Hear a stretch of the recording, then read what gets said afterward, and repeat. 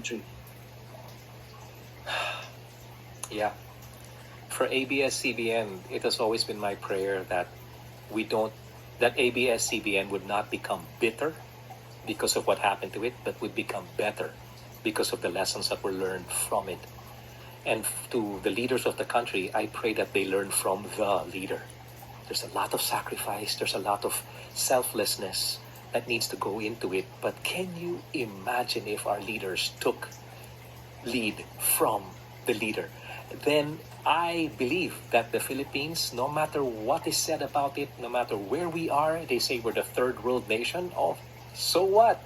But when we begin to, when the leaders of this country begin to understand that they already are in position, they're in a situation, they're in a position of power that God has allowed them to be in, there must be a reason. And it may be to change the way things are.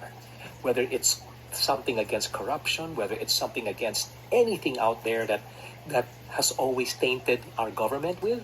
Can you imagine if leaders just kind of just said, you know what, we're just gonna follow God's will. What? Pero paano yan? May mga ganyan-ganyan.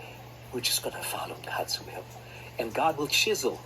And it's painful to be chiseled. Tatanggalin yung mga hindi dapat, and it will prune us to become, and I say us because I think all of us need that, but will prune us to a point where we are made to be more of what He said we are.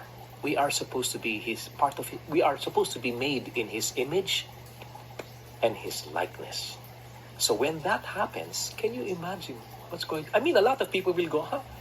But when they see that there are changes going on, not just on the outside, but more so on the inside of our leaders, can you imagine the number of people that will follow and that will say, I want to be like that? And I don't know. I think that's my prayer talaga for them. That at some point in time, God will visit them and they will soften their hearts enough to listen. Just to listen and see what God really wants them to do. Well, thank you, Gary. At sana